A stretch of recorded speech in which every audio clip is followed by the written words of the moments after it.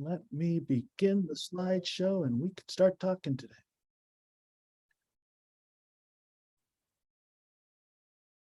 All right, everybody.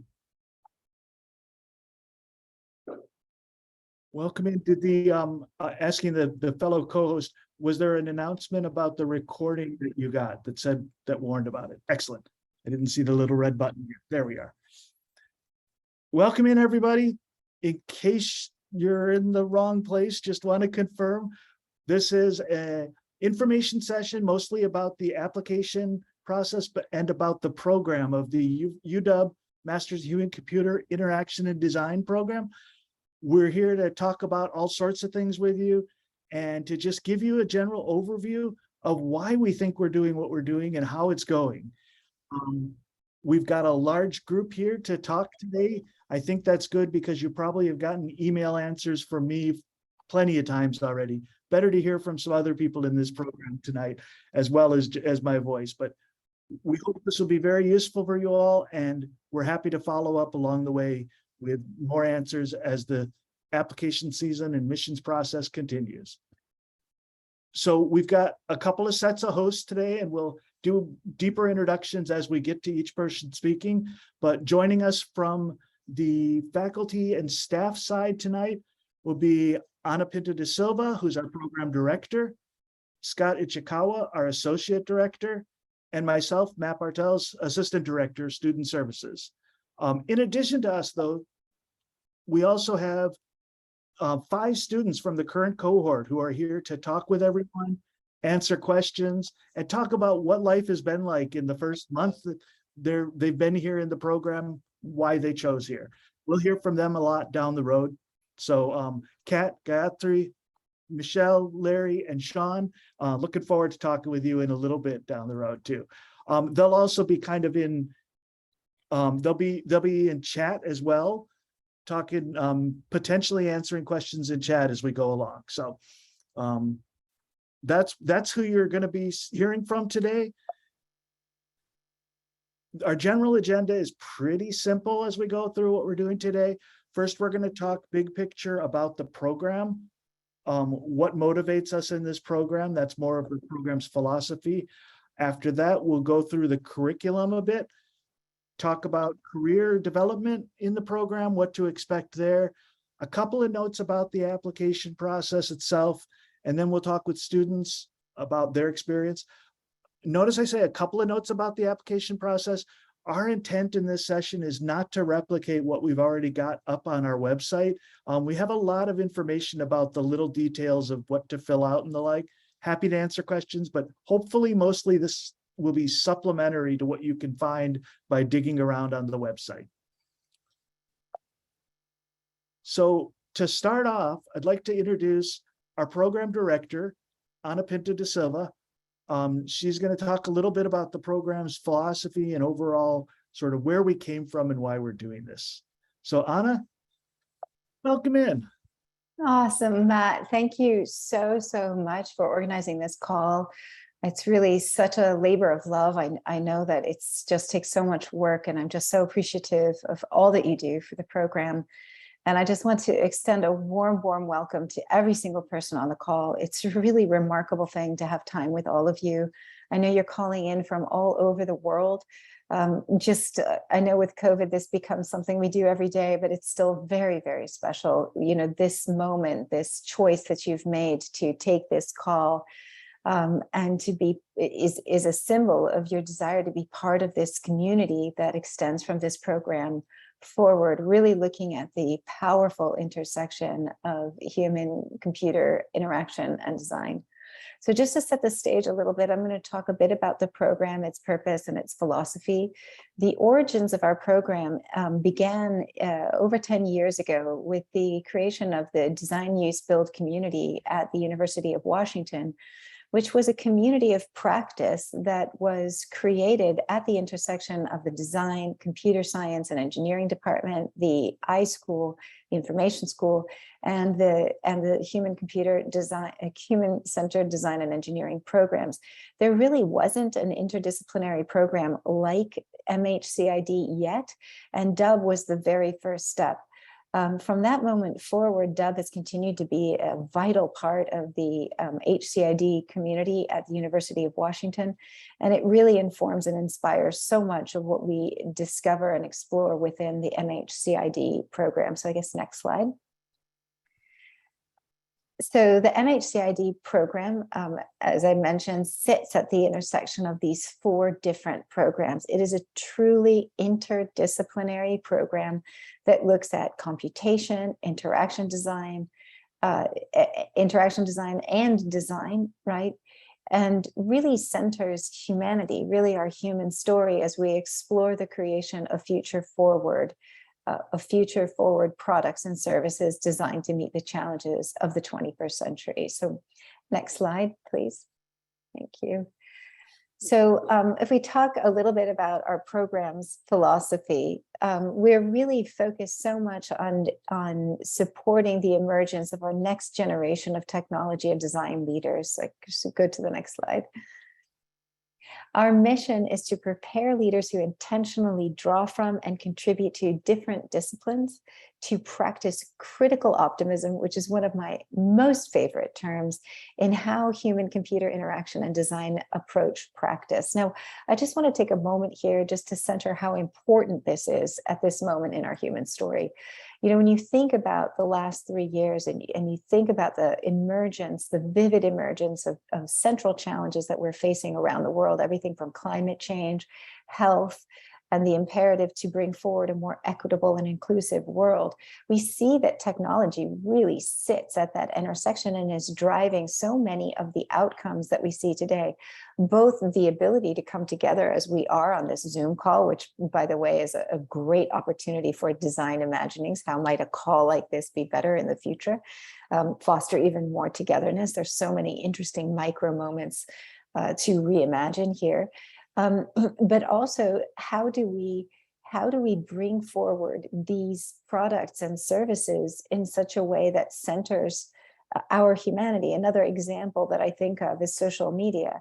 As powerful as it is, it has absolutely challenged the civic fabric of every country around the world in both positive and negative ways. In many ways, it's the story of Pandora's box written over and over again.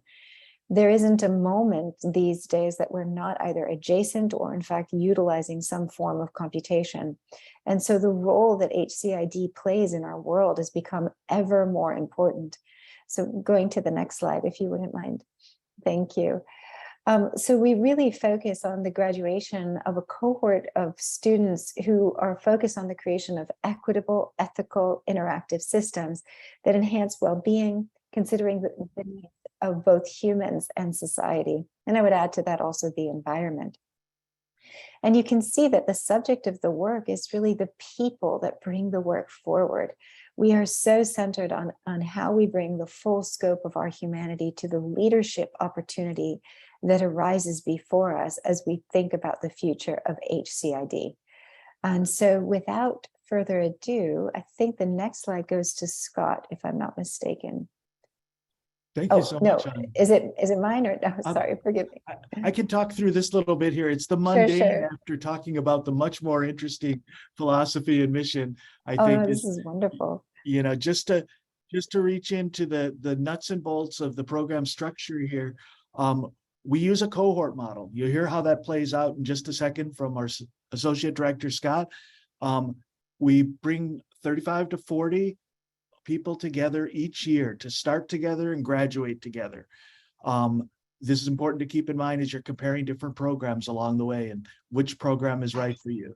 And most of the year, you'll be with that same cohort for your classes. About 85% of your credits overall are going to be in classes that are made up of just this cohort together. So we're a group together sailing on the sea. That's very much a part of the culture here, I think, is working together in our teamwork. So that's still a little abstract. Our next section is to talk more about curriculum. And for this, I'd like to bring in Scott Ichikawa. He's our Associate Director, and he's going to talk a little about how the curriculum plays out throughout the year here. Awesome. Thanks, Matt. Thanks, Anna. I think that is a good introduction and kind of a segue into the curriculum. All right, so my name is Scott Ichikawa. I am the Associate Director for this program. I'm new to this role, but in previous experiences, I used to be the full-time lecturer for this program. So I've actually had a chance to kind of co-teach and see a lot of these classes in action. And so I'll be able to kind of quickly kind of walk through and introduce how the curriculum is set up, a little bit about the classes, and give you kind of some of a picture of like things we talk about in on the website. Okay, so the next slide. So the curriculum as a whole. So the MHCI+D program has a set curriculum of core courses, and that really creates the space to learn through doing, reading, writing, and hearing from people, whether they're from academia or from the industry, and also an opportunity to kind of work with interdisciplinary groups of students. And when I talk about interdisciplinary, it's like what we're looking for is to leverage the fact that a lot of people that are coming to this program have existing experience. And not only that, I think one thing that Anna kind of showed you at the beginning was that diagram of the 4 different departments. Not only do we kind of see this lens of this curriculum through this interdisciplinary group of students, but also an interdisciplinary group of faculty members and industry instructors and guests that we bring into the curriculum throughout the year. So just at a high level, what you're seeing right now is kind of a high level view of what a year in the life of a graduate student is in the MHCI+D program. There's kind of typologies for our courses. There's kind of 4 main ones and electives, and I'm going to walk through each of these with you. So we have a set of studio courses, seminar courses, dub lecture series, and our capstone, as well as the electives. And I'll kind of walk through what that kind of looks like. So you can jump to the next slide, Matt. And so the first set of courses, and this is one of the core larger classroom courses that really leverage the interdisciplinary group that we're bringing together. The studio courses are your opportunity to get hands-on experience, and it's really focused on the doing aspect. The studio courses are focused on leveraging our interdisciplinary background, skills, and experiences. Each studio is typically led by 2 instructors. Those instructors come from different backgrounds. They might be people with experience specifically from industry or people from academia and in different programs. And it's kind of this cross collaboration where you get 2 different perspectives on these things with different expertise to kind of show you the different ways in which we're imagining what HCI and design is like. This could be also a combination where for the beginning, there's kind of these 3 sets where there's the immersion studio, which Anna has been leading, which kind of kicks you off into the program and really starts framing what HCI and design is. We also have 2 other core studio. One is called Ideation Studio. This studio is the one that I've been teaching right now. These students that you're going to meet with can kind of share some of the experiences they've been having within my course. And it's really just around like learning what the design process is through the different lens of the different groups that are here, but also critiquing those design process and the methods that we use. The second one is around like prototyping, and that's really getting into it and understanding not just how to do it, but how we're actually evaluating, testing the ideas that we have. And so those are kind of the core set of studio courses. You can jump to the next slide. And then on top of those, so if those courses were really about doing, where you're in teams and doing them as groups, the seminar courses are really focused on diving deeper into different topics.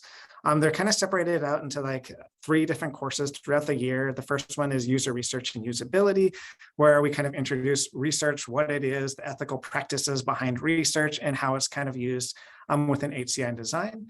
Another one is around advances in interactive technology, where you learn about some of the latest advances in technology.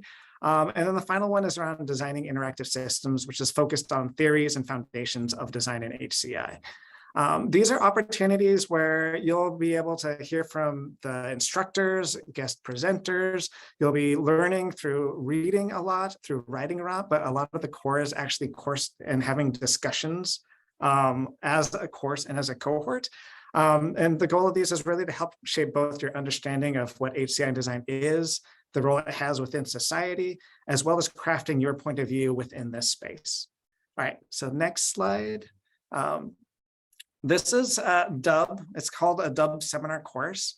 This is on top of the other seminar courses. So every week, the dub community, that is the whole community, not just from the University of Washington, kind of get together every Wednesday at lunch.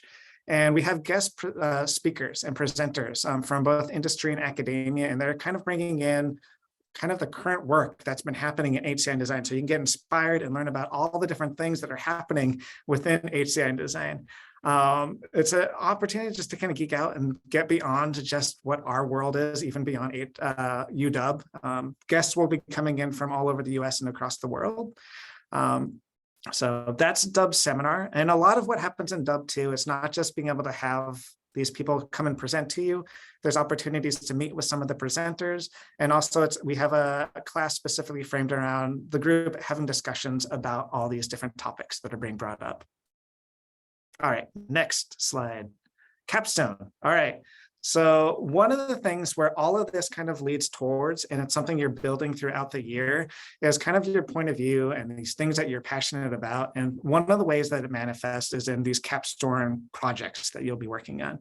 So the capstone courses, and when you're thinking about it, I think I love the way Anna talks about it.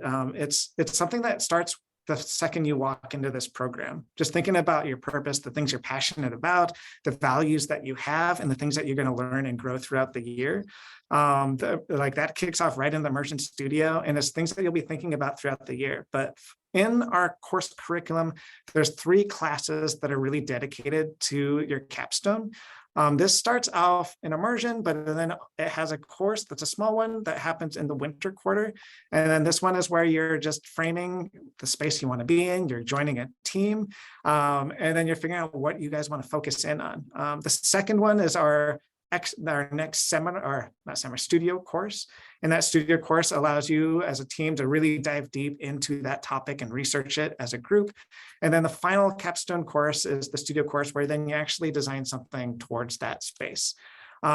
This all culminates, hopefully you guys will come join us at the end of this year in a capstone showcase, where students kind of share out and present some of the work. And these are some examples. I think this happened in the year of the pandemic where we weren't together, but we had like an online poster session. This last year, we've gone back to normal life-ish, and we have typically an event where you have posters, we have short presentations, we have guests both from the industry, from academia and alumni, kind of preview your work and have conversations with all of you. And the thing that I think I want to kind of mention that kind of overlaps this whole idea of our curriculum is interwoven throughout the courses are specific themes to kind of help. So you're not just coming here to like learn methods or tools or processes, but really framing it around like our purpose, our values, the ethics behind the practice that we're in, the role that this has and the impact this has on individuals, on society, on humanity, on the environment, and seeing what is our role within all of this. And so I think that's kind of a high level capture of these courses. You can jump to the next slide. I think that one's the electives. Oh, Matt, you want to talk about this one? I'll just throw in a couple words Yeah. about electives. They're a little different than the core four series that Scott just talked about, but they're the supplement to what you're doing in our core courses.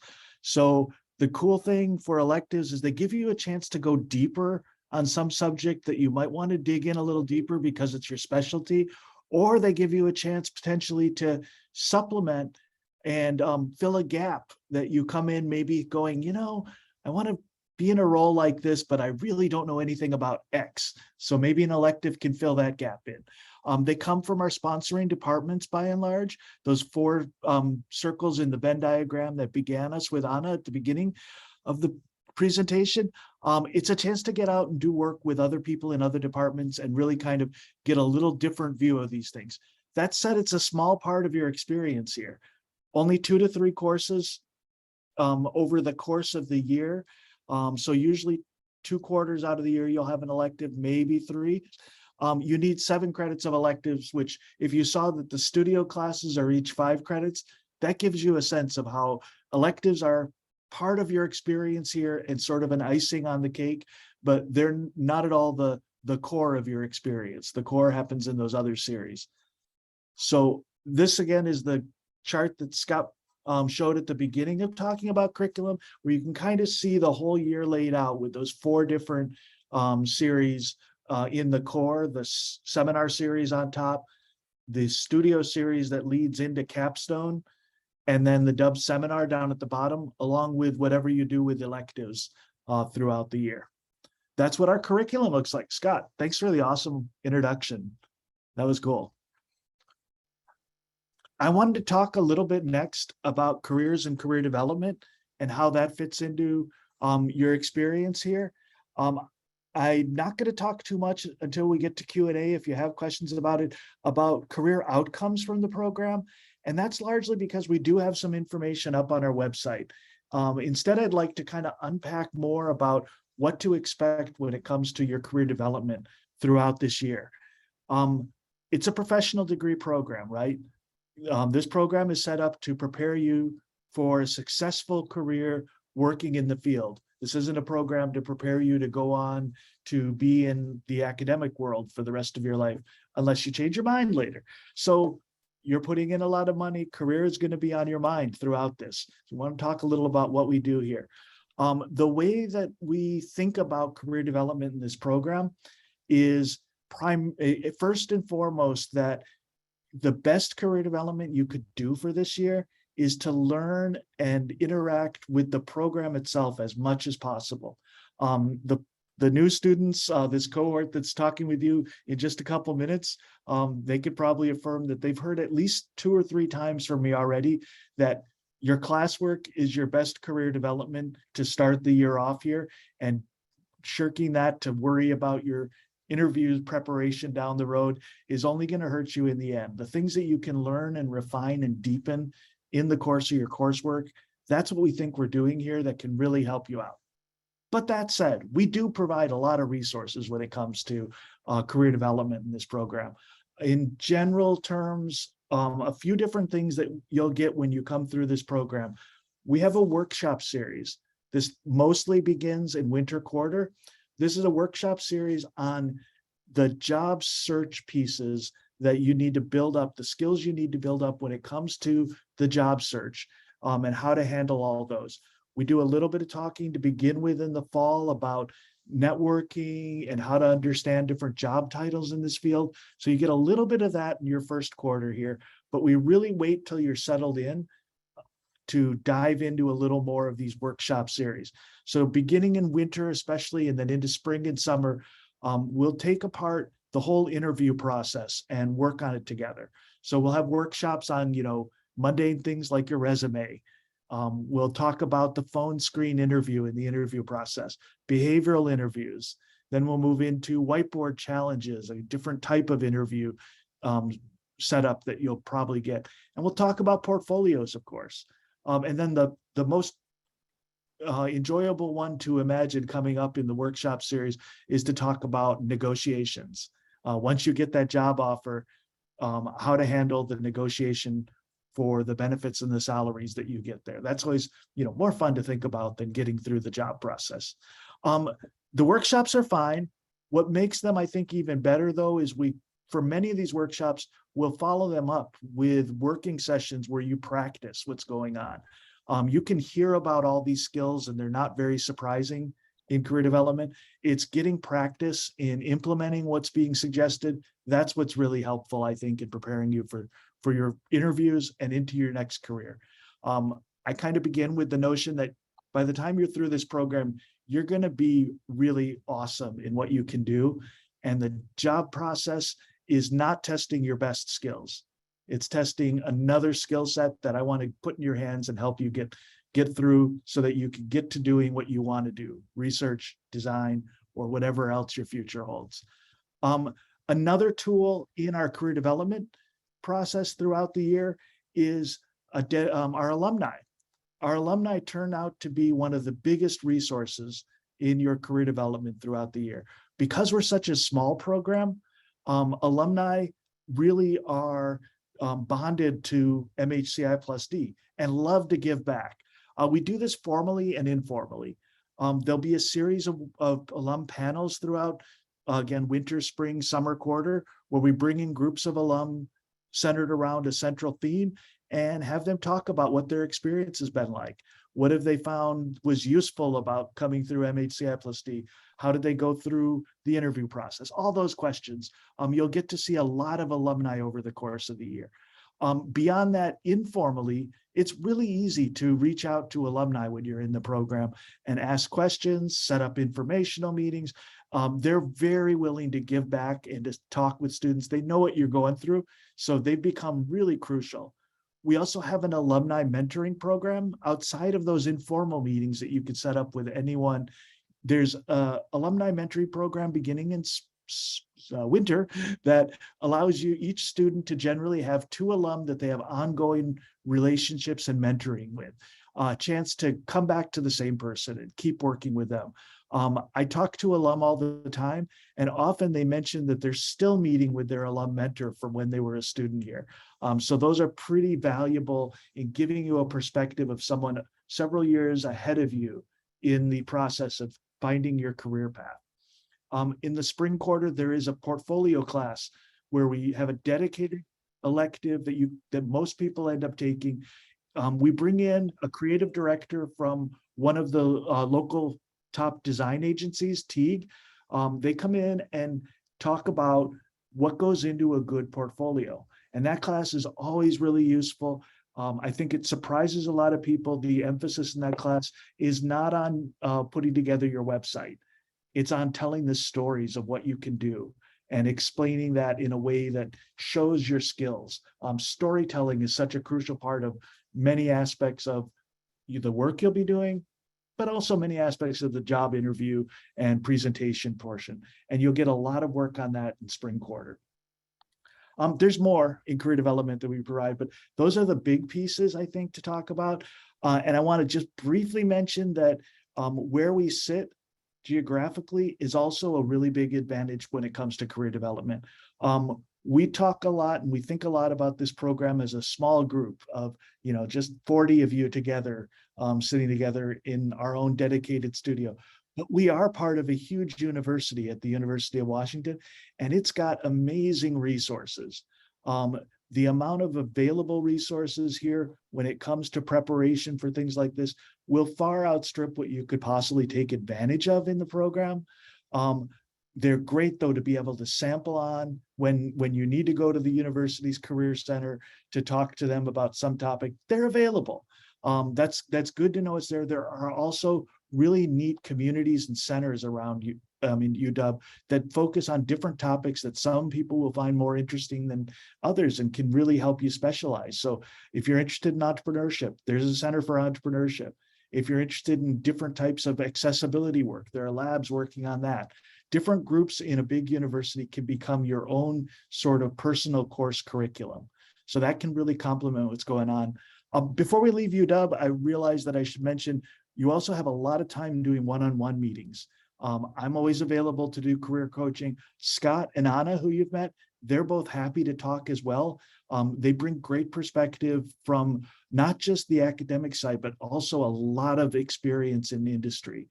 That could be a great perspective to be asking questions and mulling through things with throughout the year. So those are something as students and then onward. When you're an alum, you can still come back for career advising as long as you want to. So that becomes part of what you're in this community and accessing. Last little note about Seattle. You probably all know this, but outside of the San Francisco Bay Area, this is like the next best, if not the best place to be working in this HCI field, I'd argue. We have a great community that's not just at the University of Washington, it's around this city and this area that's focused on all different elements of the HCI industry, from big tech, Microsoft and Amazon, and a strong presence from Google, and Apple has a small office here. Meta has a pretty big presence in Seattle. So the big tech companies are here. A whole lot of companies working in other areas from the startup and entrepreneurial level. There are cool incubators that are here to help work with people on the entrepreneurship side. A really strong healthcare industry here. There's just a lot of people who speak this weird language of HCI.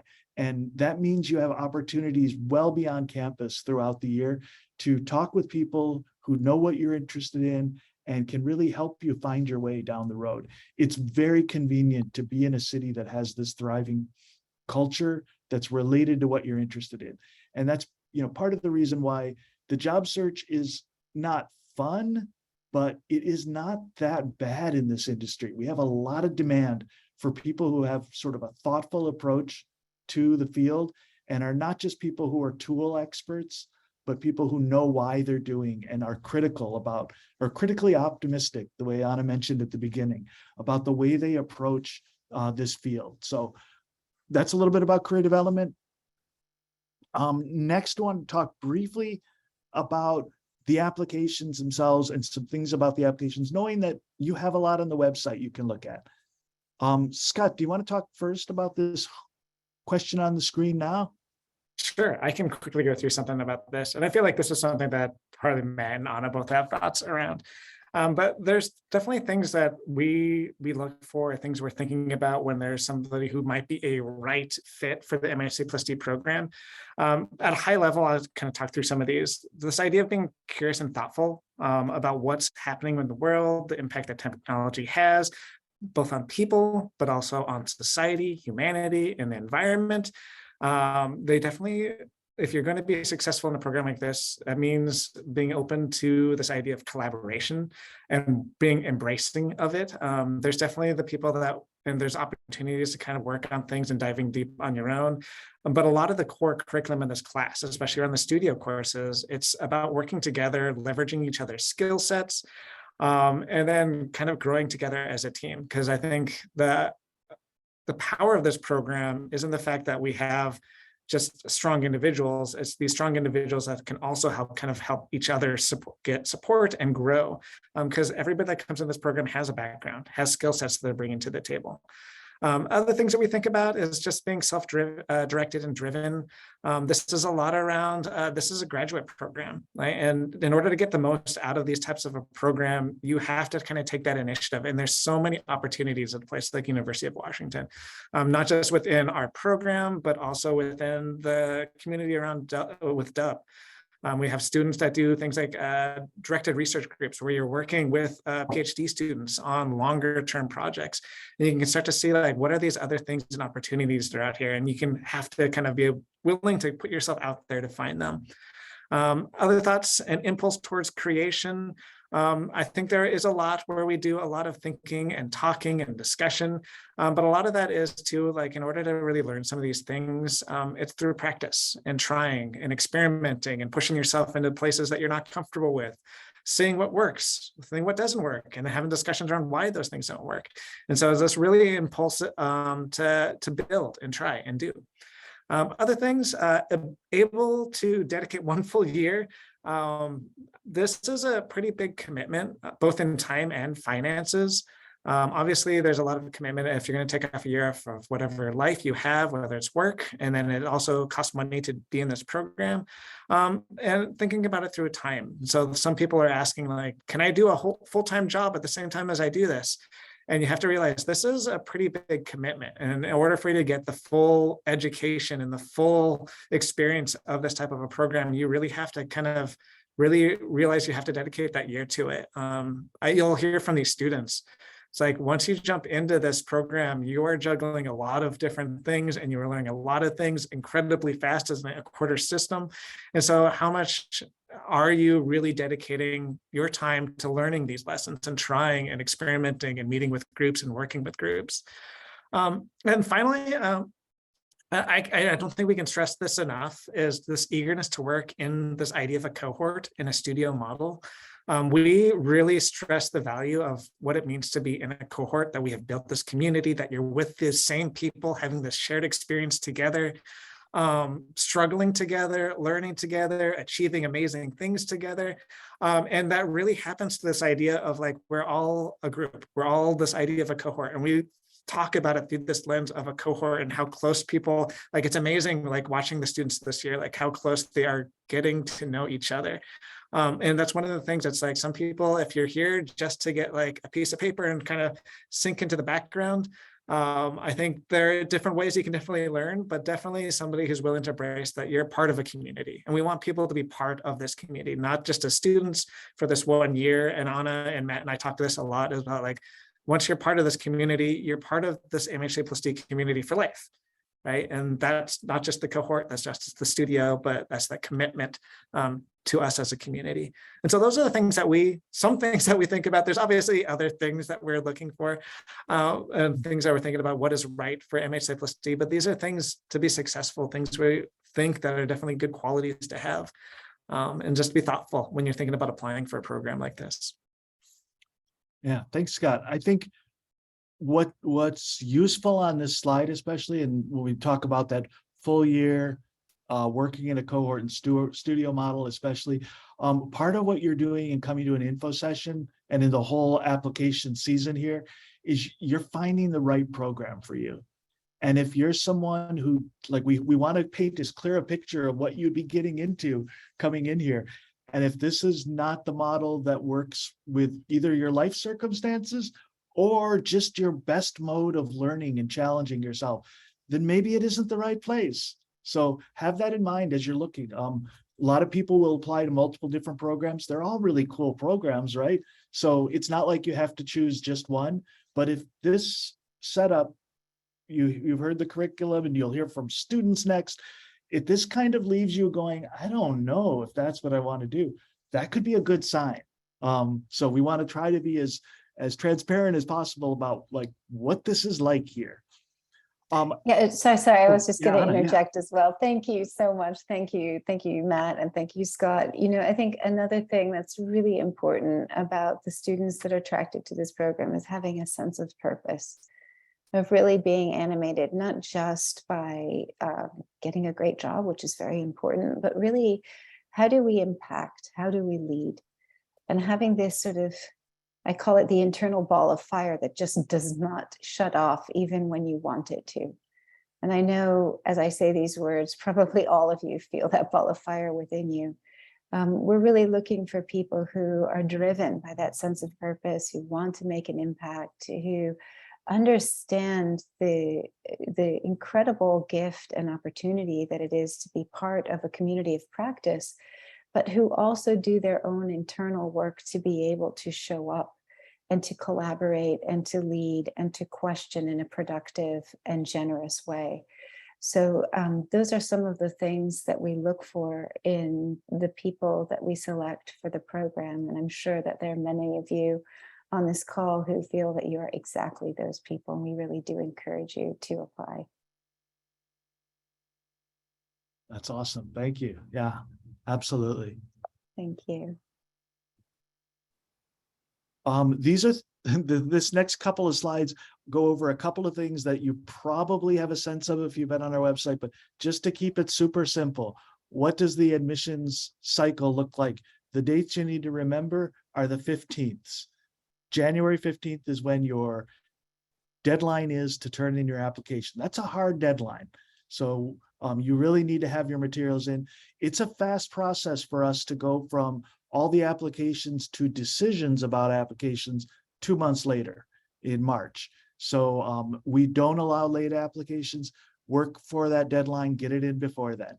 March 15th, we'll send you a response by March 15th on decisions on the admissions process. If you're offered admission, you have 1 month until April 15th to accept or decline that offer. So that's the 15th that start out 2023 that are kind of behind what you're working on in the admissions reviewing process. Materials, I just want to raise these and then you can ask questions about them as we get into Q&A. Won't go into much details, but these are the things that you'll need to supply as part of your application packet. None of this is too surprising, I think. And you can ask questions about all the pieces. The one that draws the most questions is the supplementary material section, where we ask you to show us some of your work. This is optional technically, but highly recommended. You don't have much that you're turning in an application for this program. This is one of the opportunities to really help us see what it is that you are interested in and what you've done in the past. That helps us build a better picture of you. These don't have to be UX projects. We're looking for you at your strongest in whatever background you're coming from. And there's a little more about that when we get to the, when you get on the website and poke around on application tips and the like. But supplementary material is definitely a highly recommended part of your application to think about. And we can talk more as we go through Q&A if that's something you're interested in, or you can follow up with me down the road. International applicants, a couple of extra things to have in mind. In particular, you will have to demonstrate your English language proficiency, and we've got a breakdown of a whole bunch of different methods that you can do this, between TOEFL, IELTS, having a degree from a US college and an undergrad degree, other methods. If you're an international student who doesn't have English as a native language, look into those and see how you'll satisfy those requirements. You'll need to graduate from a 4-year program at an accredited school. So 4-year degrees are definitely part of what's necessary. If you went to a 3-year program, you'll need 3 years plus an additional year, and we can work through that. And then you'll have to convert your grade point average onto the US 4-point scale and present your results from your transcript as a 4.0 scale. So those are all the different notes to have. I think next, it's time to move into the section where we get to hear from our students a little bit. So next up, I'd like to welcome in our student panel here to talk a little bit about how they've been experiencing this program. Kat sent around a Slack this morning I saw that said, welcome to our 1-month anniversary. It was 1 month ago today that this cohort met for the first time as a cohort in Immersion Studio with Anna, and they've had 1 month here. So it's felt longer, I bet, for them, but we'll hear from them. So much has been done in that 1 month. So with us today are Kat, Gayatri, Michelle, Larry, and Sean. And I've had a few questions lined up to ask. We can take those and see where those lead us. And Anna and Scott can also chime in at any point if you'd like to. For a starting point, I'd like to go around and ask each of you, though, to just tell us a little bit about your background that led you into this program. We can start with just sort of where you came from, because a lot of different backgrounds find their way into MHCI+D. And it'd be nice to know, like, what did you do or what did you major in before this? And next up after this, to tee up the next question will be to ask, why MHCI+D? But first, who are each of you? Kat, why don't we lead off with you? Yeah. Hi, everybody. I'm also this year's admissions ambassador. So if you have any questions, feel free to just chat me up. I'll leave my email in the chat as well. I'm originally from Austria. I have a BA in Information and Interaction Design from a university in Austria. And my background since graduating, I was working 2.5 years in the automotive industry as a UX UI designer. I was designing in-vehicle interfaces. Yeah, and Awesome. That's great. You will be hearing from Kat if you're emailing and coming to visit or anything. She's been awesome in providing a lot of the student perspective. She'll be the first person you'll be talking to in a lot of cases to find out what's going on. So thank you in advance, Kat, for all that you're doing and will be doing in that role. Gayatri. Welcome. Hi, in. guys. Thanks, man. Hi, so I'm Gayatri Kasilingam and I'm from India, and I'm a computer science graduate. I graduated in 2020, and I have both work experience as a software developer and a UX engineer. I used to work as a software developer for a few months and then shifted to a UX role inside the company. And I didn't have a lot of formal design education, so that's one of the main reasons why I took up the course. All the best to all of you in the application process. I know that it's pretty stressful, but you got this. All the best. Awesome. Thank you. Michelle, you're up. Hi, everyone. I am from Los Angeles, California. I got my BA in International Relations with an emphasis in sociocultural anthropology.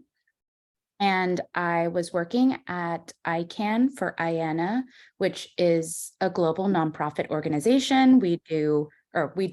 I did things like IP addresses, contacted about different domains, stuff like that.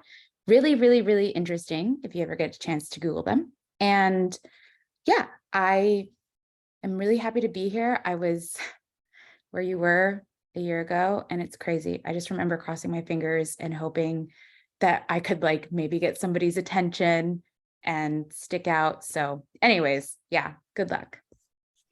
It's still crazy to me to think of you all being a year ago coming into these on the other side of it, because I feel like you've been in the community already for a long time.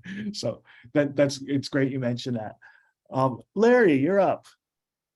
Awesome, cool. Hey everyone, I'm Larry, and I'm actually a recent grad from the University of Washington. I was studying information science, focusing on HCI and data science. So I kind of have a background already, a little bit of HCI. And what led me to this program is I just love the small cohort. It's like you kind of know everyone as like family members, basically. And it's like, I know it's only the first month, but then I kind of know everyone's faces and names already. It's kind of crazy. I'm better with names. Like, okay, yeah, I'll just stop from there. But yeah, yeah. Awesome.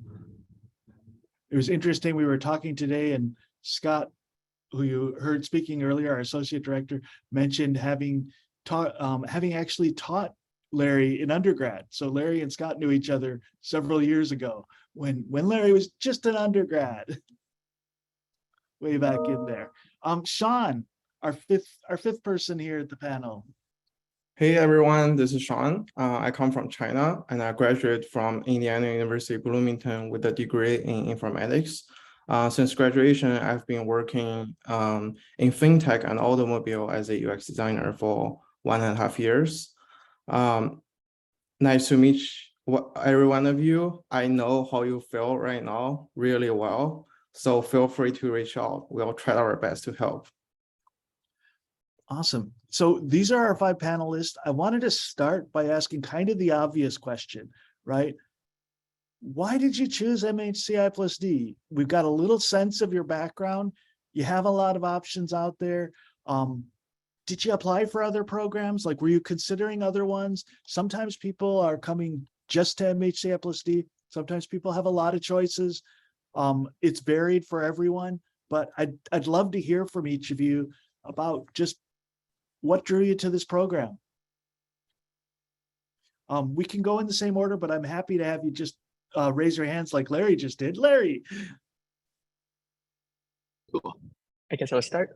So yeah, kind of like what I mentioned, I had the HCI background, so I'm kind of familiar with UX design process.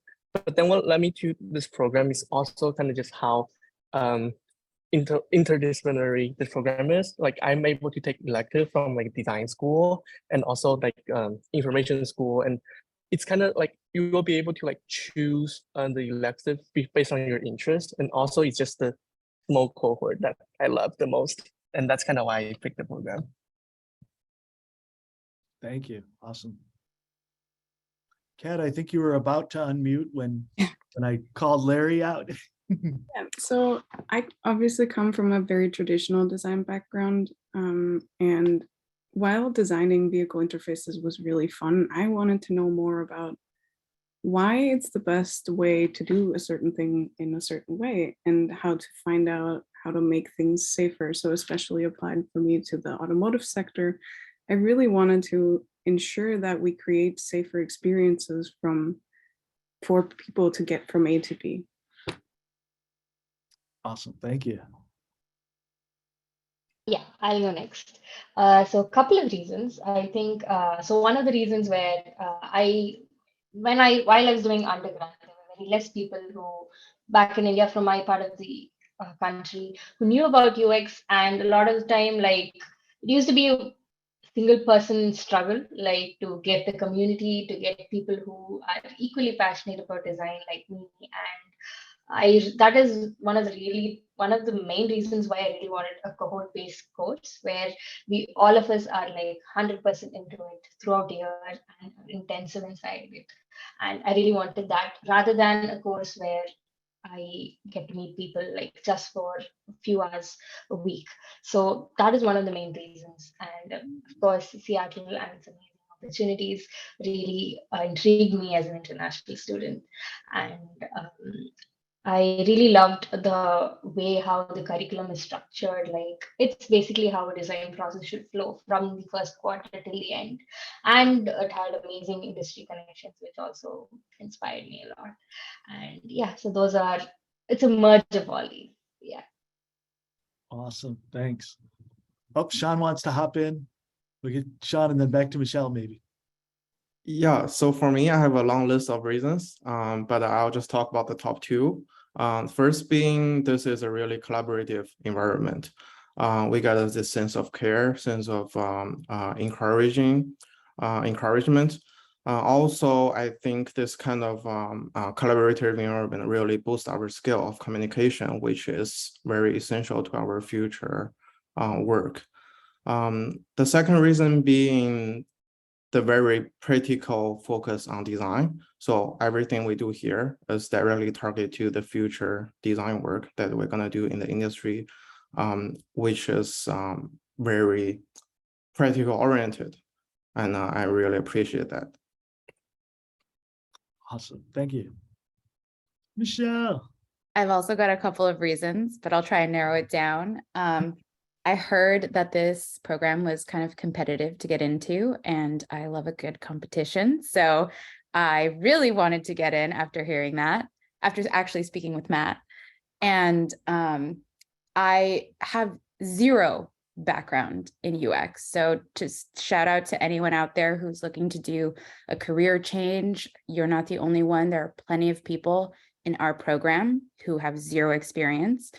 And after doing a lot of research on the program, I learned that, and it really motivated me for that precise reason. They welcome people of all backgrounds, and there are other programs that do that too, but none quite like this one. Awesome. Thank you. I'm seeing some good questions coming up in chat. We'll get to those soon. Thank you all for raising them. There's some good topics in there.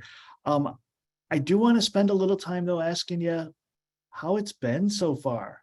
You're now veterans of a month in the program. Are you just relaxing? Is it what's the day-to-day life like here? How have your classes been? Should I hide for this part? Go for it. We got to get Scott out of here so that he can't hear because he's giving grades out this quarter. Scott's the worst. He's the Oh worst. man, dude, well, Yeah, he's terrible. the worst. Scott's actually the best teacher, hands down. And I told him that I had another teacher that was my favorite, but I lied. Scott's a great teacher. And no, seriously, the teachers here really care. And my personal, also another really great teacher is Michael Smith, who teaches Interfaces Lab, which is recommended to you if you are new and doing a career pivot. That class, it just like blows my mind because I'm learning so much. It's amazing. That's definitely my highlight. Yeah, and I actually got interested in UX because I took Scott's class in my undergrad career. So that proves how good Scott is, you know. But then so far, I've enjoyed like the collaboration with my teammates and classmates working on those projects. But it is an intense program. But then I feel like I've been learning a lot from those experiences. It's like we're not only doing like interviews and stuff, but then it's also just you're kind of learning from each other as well, from each other's diverse backgrounds. And then I like how each team is kind of formed based on your different backgrounds. So you're actually learning from others. And that's one of my favorite parts so far. Yeah, I could not agree more with Larry. Learning from the cohort has been amazing, our very diverse range of backgrounds. I actually asked Matt a couple of weeks ago just to see a collect list of everyone's undergraduate degree. And the list was about as long as the list of participants in the cohort. It seems like our biggest group of people are like, I think 4 people with a psychology background. Everybody else is from some other direction. And not only that, their undergraduate degrees, it is not all they bring to the table. Other people, some bring experience or certificates. Yeah, there's lots of different things that people bring outside of that.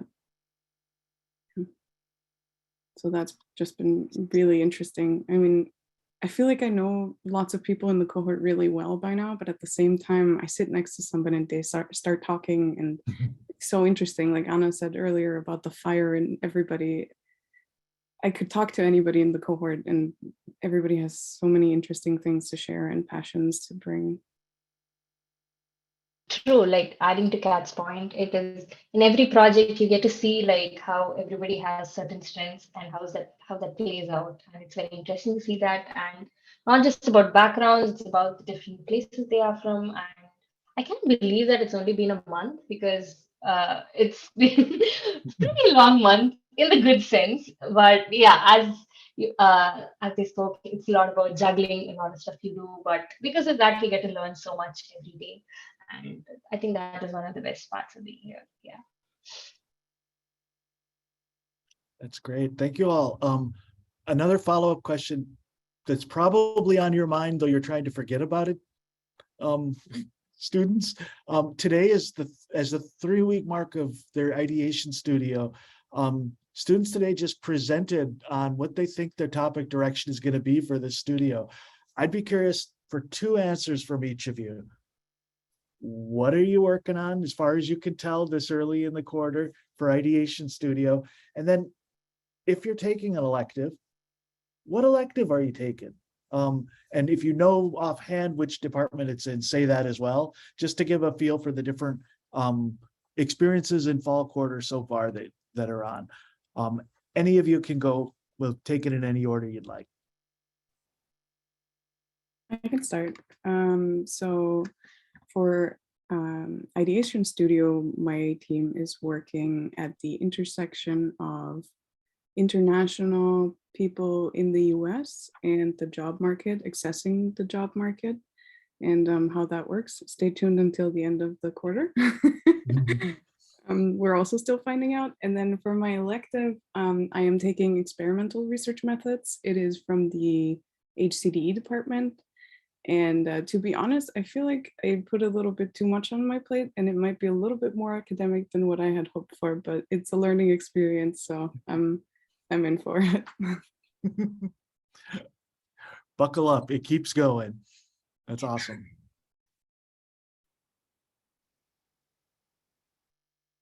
What other ideation projects do we have out there?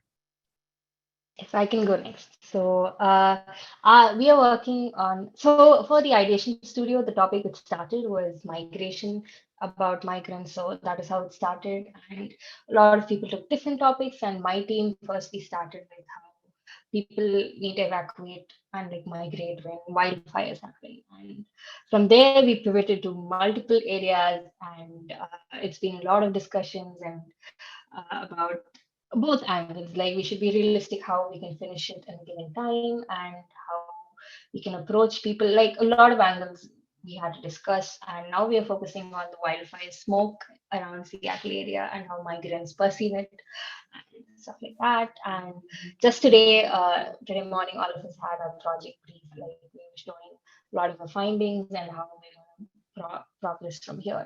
So it's been a busy week for all of us. We were working with presentations and stuff and enjoying them. And elective wise, I chose to not take an elective this quarter. I think I'll probably take one next quarter. And yeah, it's a personal choice. I just want to take it slow before it's getting pretty intense. And it's totally up to you. Yeah. There's a lot coming at you at the beginning for sure. I'll go next then.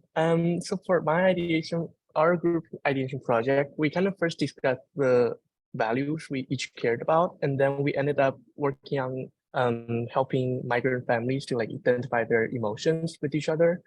So we're still doing research on that. But then for electives, I'm actually taking a course from the School of Design because I didn't really know much about visual communication design skills. So I'm taking that course, and so far it feels like it's challenging like a different part of my brain because it's, you know, design and it can be ambiguous. So it's like challenging, but also kind of fun because we've been just playing around, exploring the visual forms and trying to like use visualization or use visuals to like tell a story and stuff. So it's been fun so far.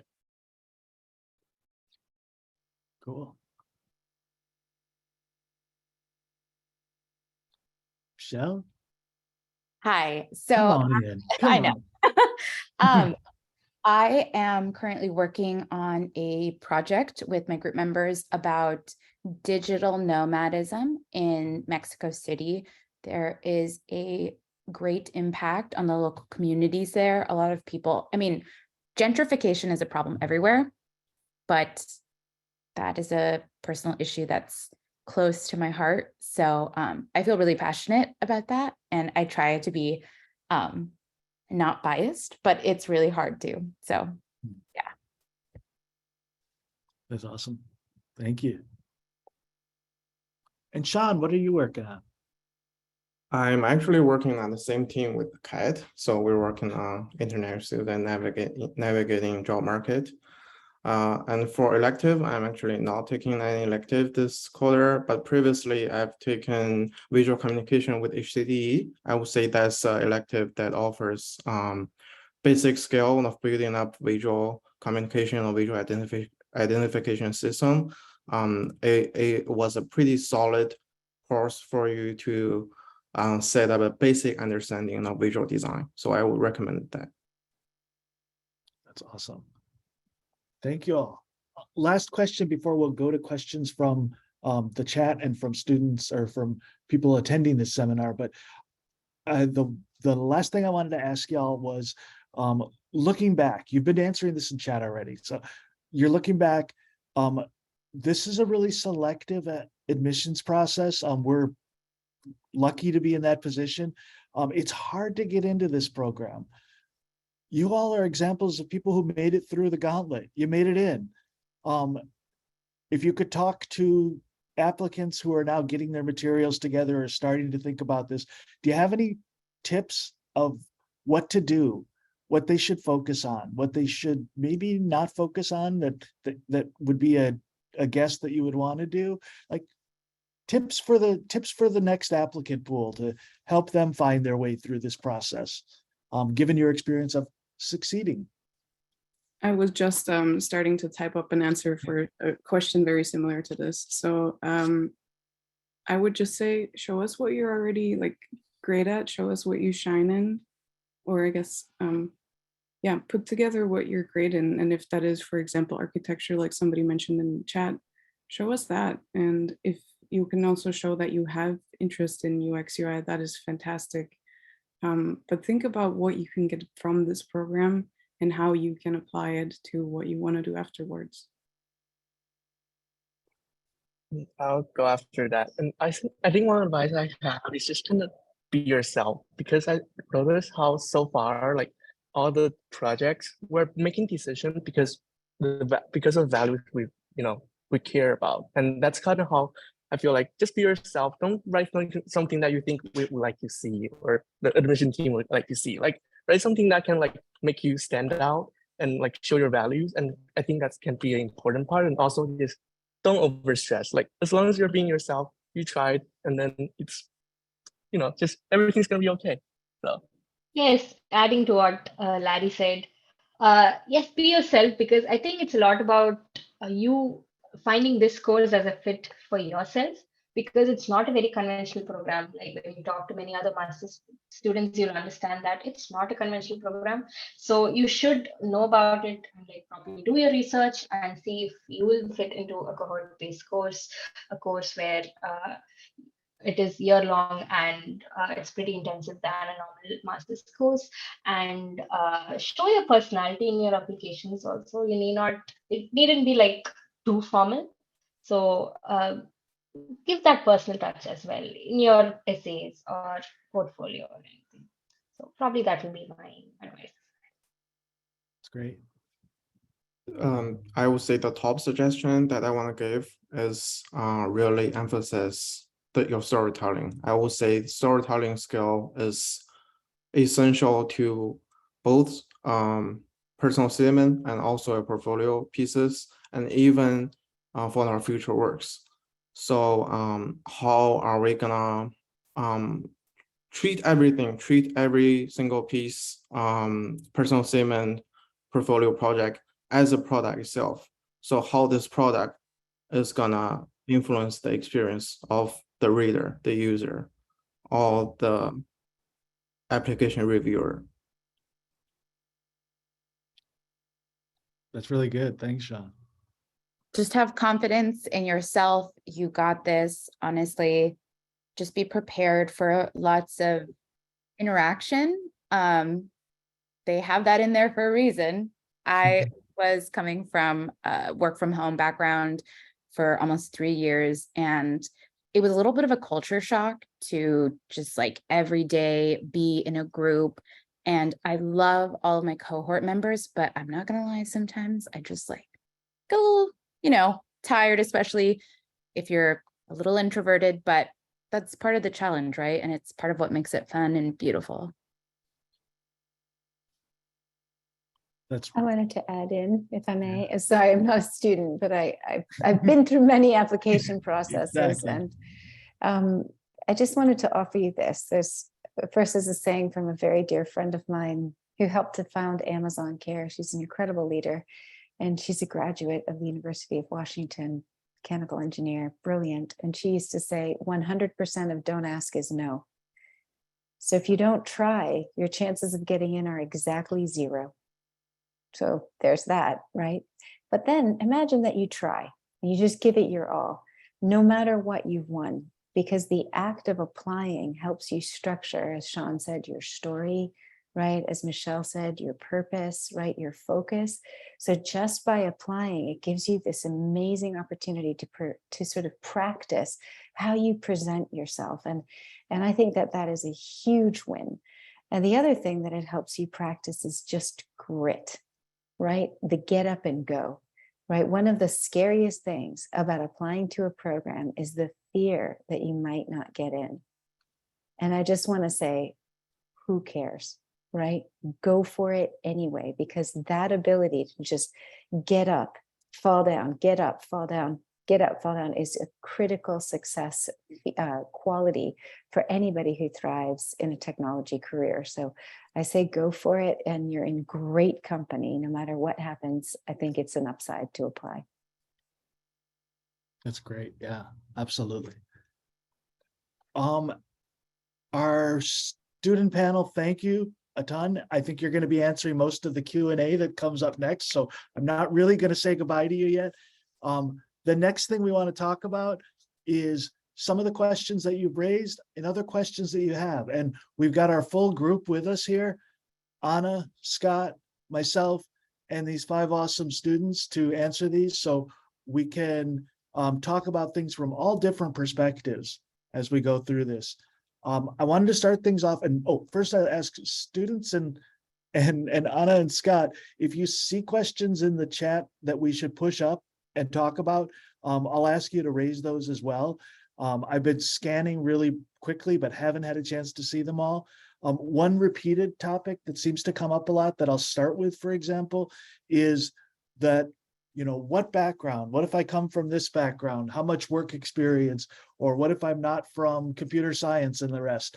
That's a very common question. And I hope sort of the variety of the students who are here today, along with what we've discussed, we want to make clear that one of the biggest strengths of this program is to bring together people from a lot of different backgrounds.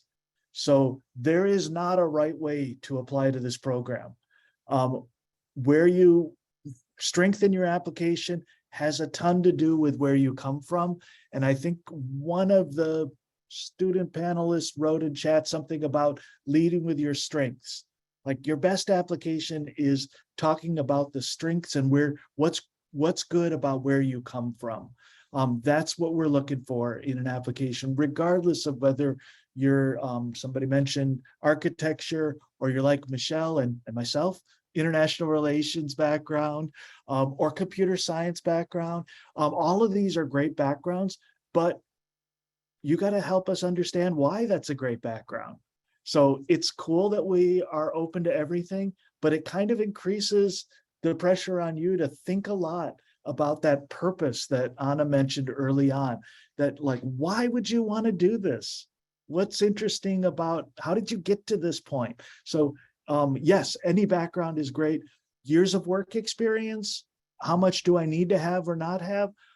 We like to have a spread in this cohort of some people who are coming, like Larry, directly from undergrad, and other people who have many years of work experience. We really do find that valuable, those different perspectives. Which perspective you come from is going to shape the way that you introduce yourself.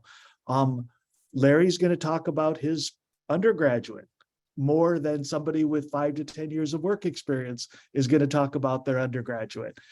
There may be other pivots from work. All things equal, work experience is often a great balance to what you've done in school. We find that gives good insight to your schooling in the background, but every cohort tends to have, we see about a quarter of the cohort is relatively recently out of undergrad. A quarter of the cohort in recent years has had more than 5 years since undergrad. So there's a wide spread, and how you approach the way you tell your story is going to vary depending on that type of experience that you have.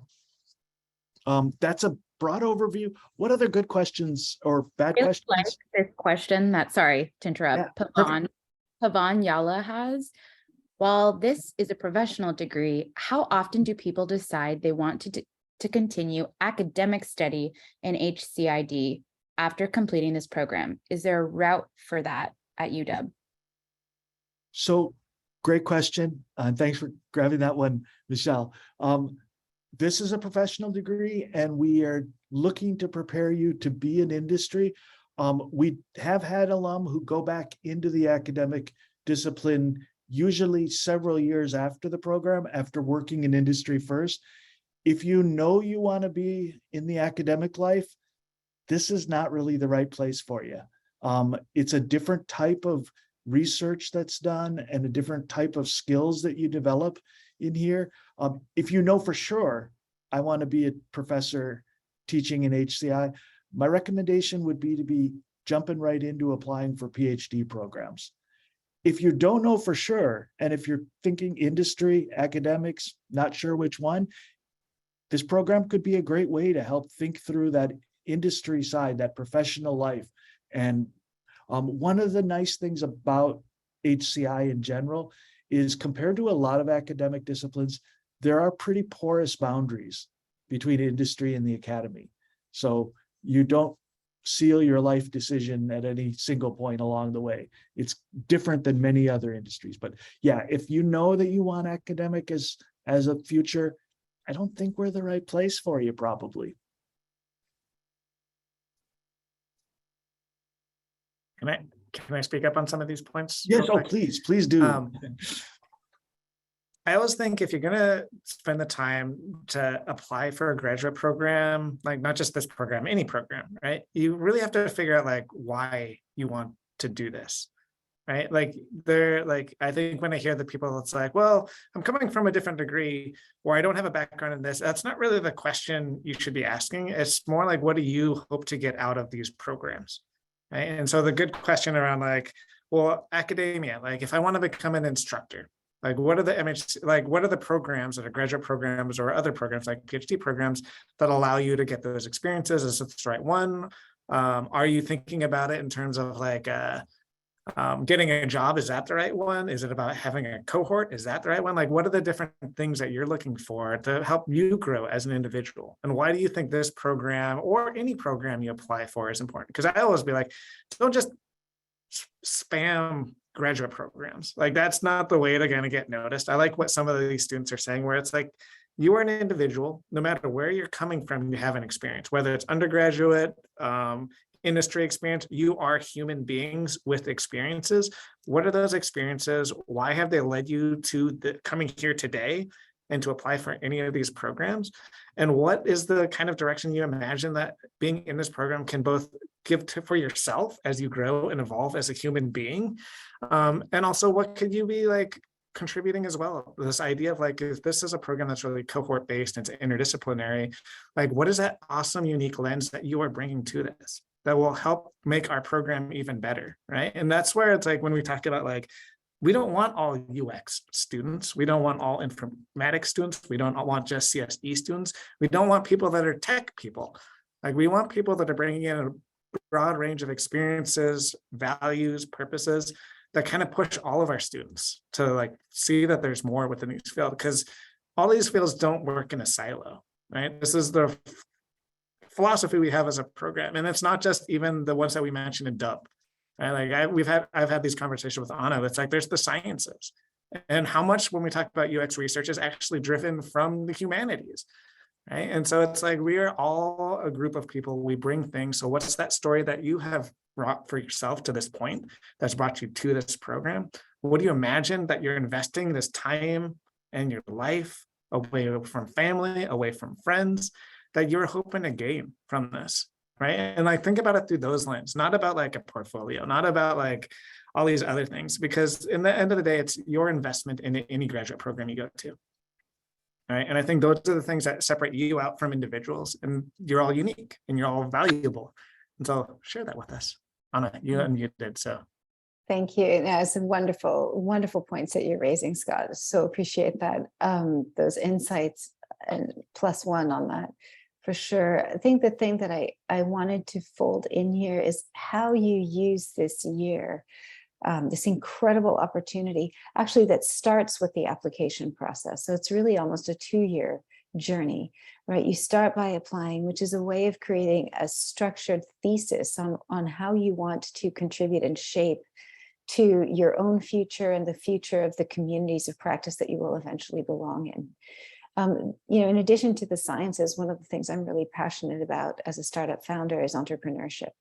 And I'm sure that there are many of you on the call that are thinking about not just careers in big tech, but how might you start your own endeavor? And that's a really exciting thing to contemplate. Certainly being at the University of Washington while you develop a point of view and research an area that is of deep interest to you is an amazing way to invest in your future. And actually that's true whether or not you found your own company after the program. It's absolutely true whether if you go into big tech, that the fact that you've invested in this deep study, not just of UX, but in the spheres that UX animates, which is almost everything, is an enormous, it's an enormous contribution to your future self. And if you think about it, to the generations that will follow you. So the application process is quite exciting. It's the first step on a journey, and we're excited to have you with us. Awesome. Thank you all. I see a hand up from Catherine. We can talk with Catherine first, and then we'll catch more questions from the chat as well. Hi guys, thank you so much for providing all this useful information for the application process. I think it's really helpful. My name is Catherine. I'm a UX UI designer with 2 years of B2C experience in Vancouver. And I have a BA in visual arts from the University of British Columbia. And I'm really self-driven, and that I self-learned the UX UI skills for 3 months and landed my first job. I think you have mentioned a lot about the structure of the class, and so to build on that, I wonder what kind of relationship will we build with the professors and instructors? Will we be making a strong connection with them? Students, what's your take on this? Yes, Yes. definitely. Absolutely. That's one of the essential part of this program. So will they be more like a mentor, or how do you feel your connection with the instructors? I wonder. I think it can be whatever you want it to be. If you want a mentor, if you desire for Scott to be a mentor or Anna to be a mentor to you, I'm positive that they'd be more than willing to take on that role, because they kind of are that already, Great question, by the way, but you get from this program, in my opinion, whatever you want.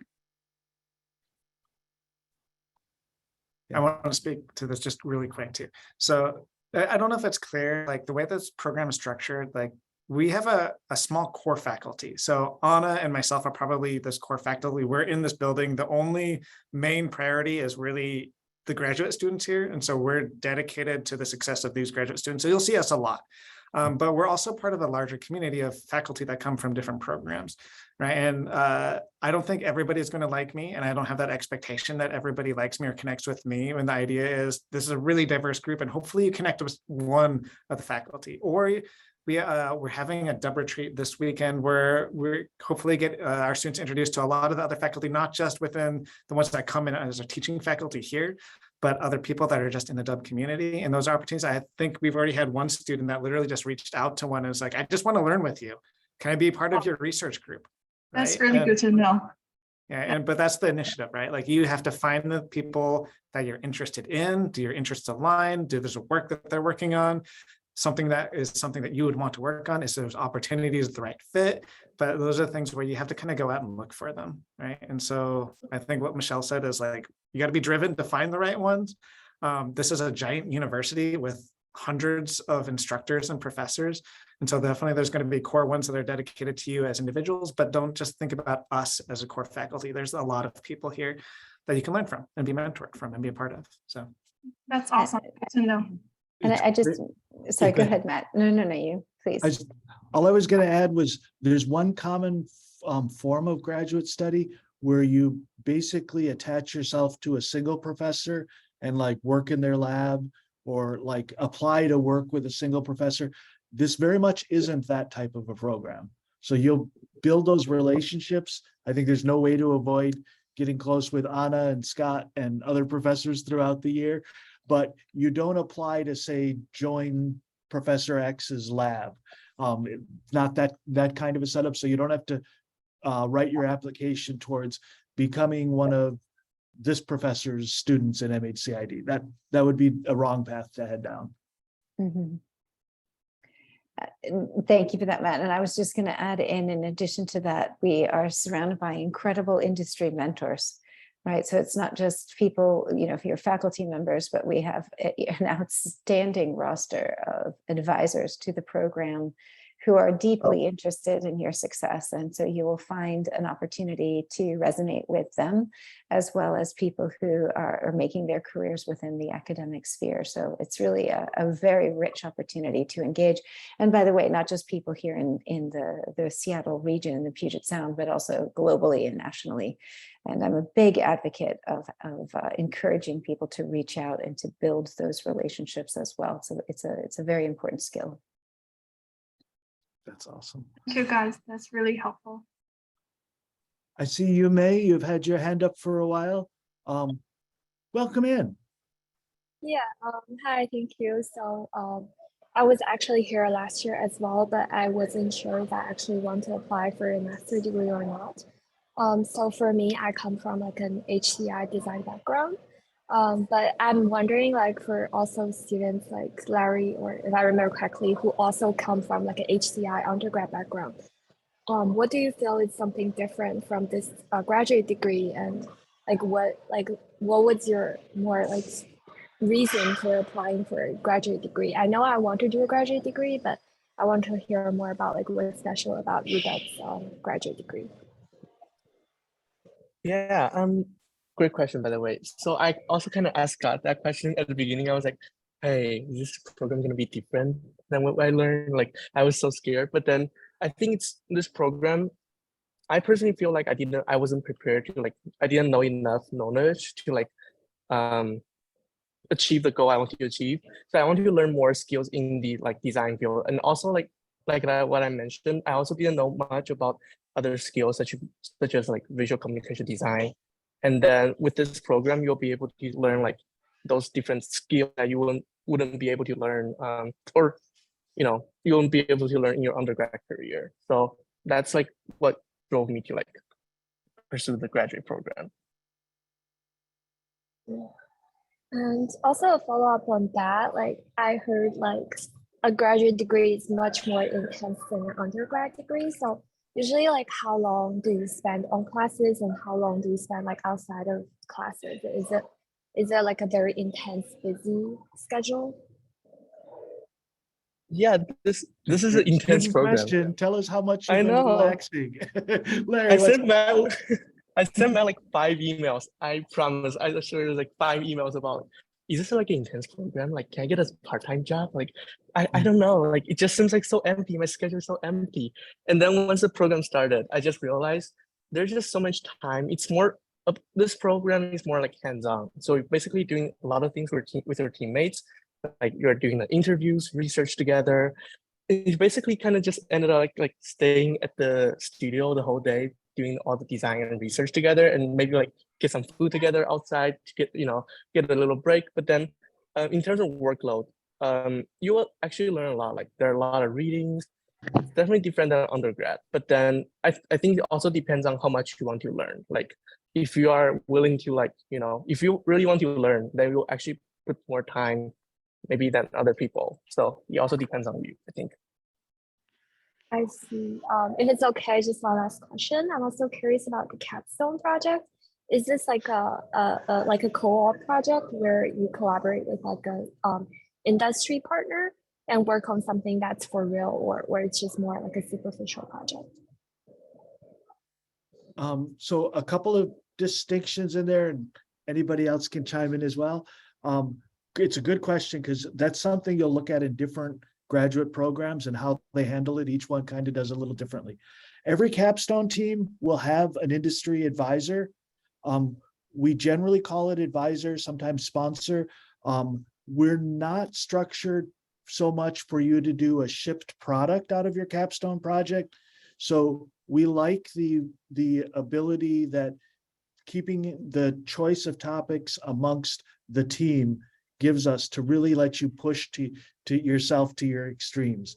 So we're a little, for most of the teams, we kind of work with the industry advisors to advise you on the topic you've chosen.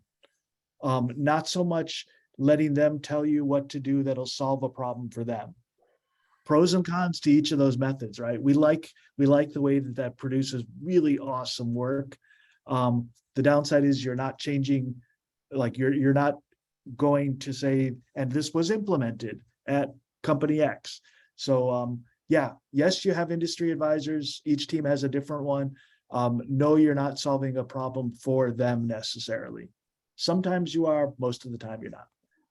Yeah, I'll say that there are some, but I also think about this as this is a really unique opportunity when we talk about your vision and purpose and things that you are passionate about, like as a group. Like this is one of the rare times in your life that you might be able to actually learn about something that you really care about as a group. Think about like learn deeply, like interview, meet, understand, research, like do all that to really deeply understand a group. And then really start to think about like, well, what are those opportunities for these groups or whatever, like environment, whatever. It's like I always frame it as this idea of like, yes, we probably could do more where we maybe have more sponsorships, but also this is one of those, you're going to have work where people are going to ask you to do things and you're going to be like, oh my gosh, why am I paid? Like, this is my job. Like your graduate studies are able to push you in a place where you won't have these opportunities sometimes as well. And those are those opportunities to really showcase what you care about and why, if you had that opportunity to work on something, what would you work on? And so it's definitely like supported through industry, because industry is definitely a good perspective and we don't want it to all be like an academic perspective on the work that you do. But I think it's looking at in terms of like, well, what are you hoping to accomplish with those capstones? We do spend some time like as a group, we want to learn what type of companies you guys are interested, what type of fields you're interested in, what type of things that you are passionate about. And with the hopes that we can align some of these capstone sponsors who are either knowledgeable within those fields, thoughtful about those fields, or more diverse and have tackled a lot of range of things, so they can be really good like advisors for you. And so we do take into account that as well, right? But I think there's that distinction between like doing something for a company and the way that capstone works too. It's like we talk about framing it through the purpose at the original beginning of this year, but it's also formative research. Like we want you to not have somebody tell you what you should be doing. Like you should be able to kind of learn and decide what is the most important thing that people should be working on, or that you think your team should be working on, and why. Yeah, thank you so much for all that. I really appreciate it. Awesome. Great questions. We're pretty much at the end of our time here. If there are any super burning questions that somebody noticed in chat that we should speak up about, we can get those, but I want to respect everybody's time, especially our students who have gone through their presentations this morning and then another class midday and then came to this. They've been talking a lot today for sure and presenting a lot. This has been a lot of fun to chat with y'all and to talk a little bit about why we're doing what we're doing. Feel free to reach out. MHCID@uw.edu is the email that I'll talk to you with, and I can help you find other students and faculty as we go along.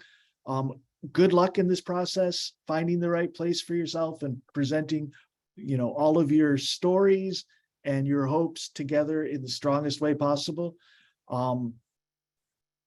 We hope we'll see your applications and see you sitting in one of these presentations next year. Anna, Scott, Kat, Gayatri, Larry, Sean, Michelle, I think I got us all. Y'all have been awesome. Thanks a lot. Everyone, have a good night, morning, evening, whatever time zone you happen to find yourself in. And thanks a lot for coming tonight. Thank you. Bye, everybody. Bye. Bye, everybody.